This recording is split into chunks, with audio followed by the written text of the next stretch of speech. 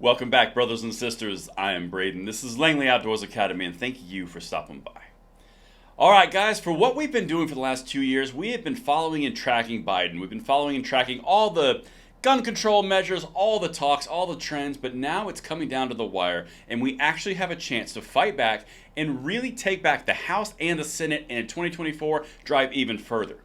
But one of the most important things that is crucially important for me and this channel is we're actually going to activate. And I firmly believe that the way that we're going to activate is through knowledge and awareness of what's going on so we can drive people, our friends, our connections to the polls so we can actually make that difference. Because voting is how we make ourselves heard. And if you don't think it's down, get 10 people too to compensate for anything that you might think is concerning. But right now, what I'm going to lay out the field for you is this weekend, we're going to go through a few more videos specifically about what the candidates are, where the races are, what's happening for our gun rights. But I'm going to lay it out first from a generic standpoint across the board so you can get accurate information, which is linked in the description box below so you can know where we're standing so we can make plans to move forward. All right, so as I said, everything is linked in the description box below, and I cannot wait to hear what you guys think of this one because these weekends, we're going to focus on these political races, focus on these polls, figure out where everyone's going because, like I said, it's important to know so we can adjust. All right, so the first thing that I'm going to do is I'm going to run down a few of the things that kind of setting the national environment for the upcoming race in November, the national mood. What's going to most likely happen based off of what people are saying? Check this out because this is telling. So the first thing I'm going to look at, I'm going to show you guys the presidential approval rating, and this has dramatic effects on the actual electorate in the midterms. Check this out. The Rasmussen Report's daily presidential tracking poll, sponsored by, that doesn't matter, on Friday shows that 44% of likely U.S. voters approve of Biden's job performance and 54% disapprove. Those are terrible numbers. The media is out there trying to say like, oh, look, it's ticking up. It was ticking up from the basement. It's now on the basement stairs. Legitimately, it's like that. But the latest figures include 23% who strongly approve of Biden. I don't know who they are. And 44% who strongly disapprove. This gives the president approval rating an index of minus 21. That is abysmal. Now, the reason that's important that I'm showing that to you is that translates across all Democratic policies. That translates against Democratic approval because all the policies that he's pushing with Congress, with the Senate, on state and local, it's all coming from the White House. It's a direct referendum on not only Biden, but the Democrats, and that's important.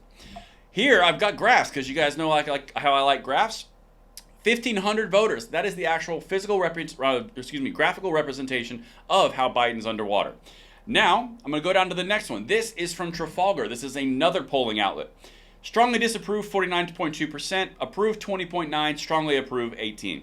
They have them at 38.9% and 57.6%. These numbers are abysmal, but it's not just Biden. Let's check this out. Let's see which the right track, wrong track. What people think the United States is going, good way or bad way. 30% say the U.S. is heading in the right direction. 30%. That's very similar to the number that's supporting Biden. It's almost like it's the far left that thinks that we're going in the right direction, but everyone else says nope. And that's important because independents are what make or break these elections, and the independents are breaking to the conservative side because, whoa. 30% of likely U.S. voters think the country is heading in the right direction, according to a new Rasmussen Reports national telephone and online survey for the week of ending August 18. This week's finding is down 2 points from a week ago. 64% of voters believe the nation is heading down the wrong track, up 2 points from a week ago. Now, this is the beginning of August. We're about 65 to 75 days away from the election.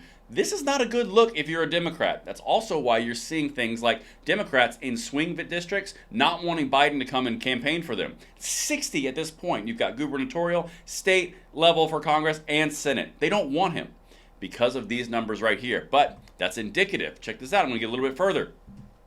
Here is the Rasmussen, the actual generic ballot across the board. If you were going to vote today, would you be a Republican vote or would you be a Democratic vote? That's what this signifies, okay?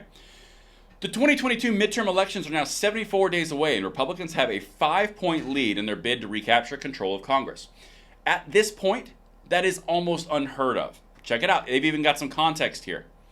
The latest Rasmussen Reports national telephone and online survey finds that if elections of Congress were held today, 47% of likely U.S. voters would vote Republican, while 42% would vote for Democrat. The rest are like, nah, I don't want to, or I'm not sure. And here's the context. Again, this is important because context matters. In August of 2018, But before voters handed Democrats their first House majority in 8 years, Democrats held a 5-point advantage in the generic ballot question. As the November 2018 midterms neared, the margin was a statistical dead heat. Republicans 46, Democrats 45, and in the final poll before Democrats won a slim House majority, Republicans gained Senate seats to maintain control of the Congress.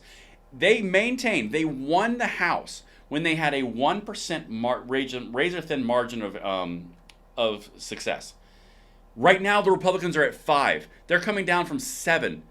You are talking about a tremendous motion from Republican side going into this election. And don't let the media try to throw a wet towel or douse the flames of the voting enthusiasm, I guess the best way to say it, because the numbers are not indicating what they are trying to sell you. And that's what I've got for you for the generic layout. Come back tonight and we're going to break down some of the most important Senate candidates. Similar stuff, similar analysis, and then we're going to get it and we're going to drive towards November. Thank you so much for watching, and I will see you tonight at the 9 p.m. segment. I'm Braden. See you later.